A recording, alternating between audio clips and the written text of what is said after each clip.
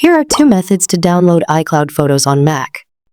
The first and easiest method is using the Apple Photos app on Mac. Launch the Photos app on Mac.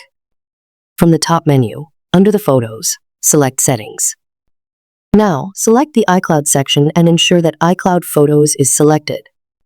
Then, select the Download Originals to this Mac option.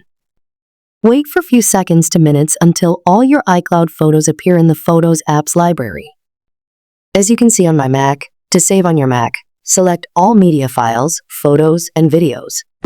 Use the Command and a key.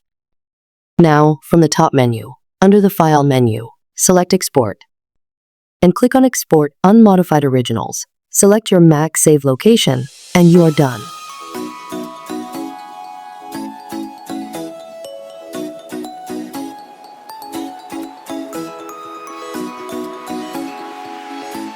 The second alternate method is iCloud.com, without the Photos app.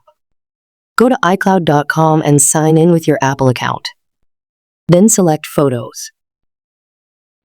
Now, under the library on the sidebar, see all saved iCloud photos and videos.